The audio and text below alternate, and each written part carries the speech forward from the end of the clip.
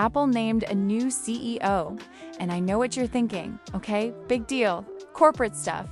Who cares? But no, this is actually a massive deal. Because Tim Cook, the guy who's been running Apple since Steve Jobs passed away in 2011, is stepping down. 15 years. And the person taking over is someone that most people outside of the Apple world have never even heard of. His name is Ternus. And once you learn his story, you're going to understand exactly why Apple picked him. Because this is not some random executive they pulled in from outside. This is a guy who has been inside Apple for 25 years, quietly building almost every product you've ever owned from them. The iPhone in your pocket, the AirPods in your ears, the iPad on your coffee table. There's a good chance Ternus had something to do with all of it. So today we're doing a deep dive. Who is this guy? Where did he come from? How did he end up in the most important job in tech? And what does it mean for Apple going forward? Let's get into it. Before Apple, the engineer who started in VR, Ternus, was born in 1975. He grew up in the US. And from early on, he was clearly someone who liked to figure out how things worked. He went to the University of Pennsylvania and studied mechanical engineering. And while he was there, he wasn't just buried in textbooks. He was a competitive varsity swimmer, actually an all-time letter winner for the Penn swim team, which means he competed for them more times than almost anyone in the program's history. So right away you get a picture of someone with discipline, someone who shows up, puts in the work, and doesn't quit.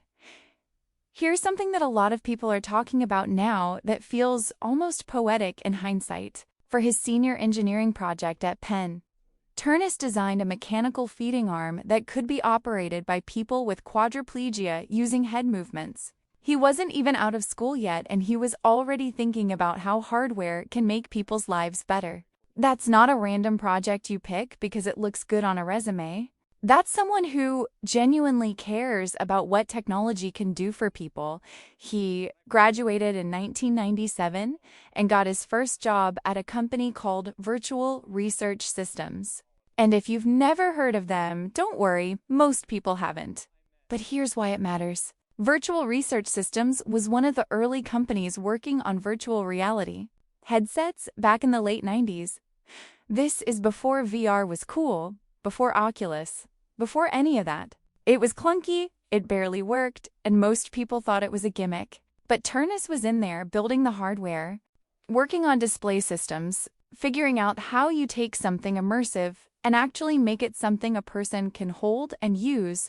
Fast forward to 2023. When Apple releases the Vision Pro, their spatial computing headset, guess who's been on the hardware team the whole time? The symmetry there is kind of wild. He spent 4 years at Virtual Research Systems. And then in 2001, he joined Apple. Steve Jobs had come back, the iMac had already saved the company, and the very first iPod was about to drop. Apple was in the middle of its comeback story. It wasn't the trillion-dollar giant it is now.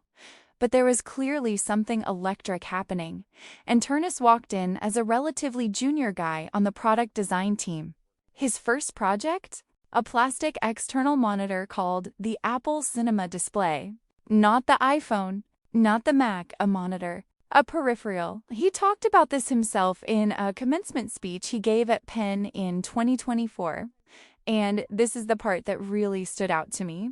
He described his first day at Apple as exhilarating and intimidating. He said he wasn't sure he belonged there, that the people around him were so smart and so confident and knew so much more than he did. But he said he was never afraid to ask for help when he needed it. I think that's actually one of the most underrated qualities you can have, especially in a place like Apple, where ego is everywhere and admitting you don't know something can feel like weakness. Ternus walked in humble, kept his head down, learned from everyone around him, and slowly started climbing. For over a decade, he worked his way up through Apple's hardware teams, behind the scenes, contributing to products across multiple categories. Not a lot of public attention, no splashy headlines. By 2013, Apple recognized what they had in him and promoted him to Vice President of Hardware Engineering. Working under the then hardware chief Dan Riccio, And this is where things really start getting interesting, because the products he was now responsible for were some of the most important Apple had ever made. The 2018 iPad Pro was a huge deal. That was the one that ditched the home button, went full screen, added Face ID, and basically looked like a window of glass that people either loved or hated but could not stop talking about. AirPods, a product that basically created the wireless earbud category as we know it, were also under his watch. Think about how many people you see every single day with AirPods in their ears. That product changed the audio industry. Ternus was part of making that happen, and then in 2020, Apple made one of the biggest technical decisions in the company's history. They announced they were leaving Intel chips behind and building their own. The Apple Silicon transition, the Run chip, and Ternus was right there leading the hardware side of that shift.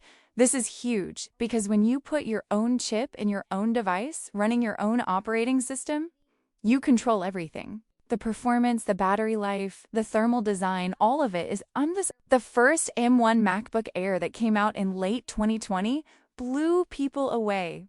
Fanless, fast, battery that lasted forever.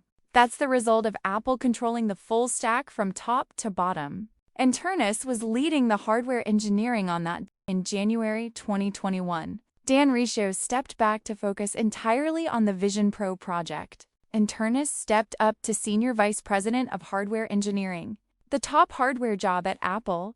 Now, he wasn't just leading a few product lines, he was responsible for iPhone, iPad, Mac, Apple Watch, AirPods, and eventually Vision Pro.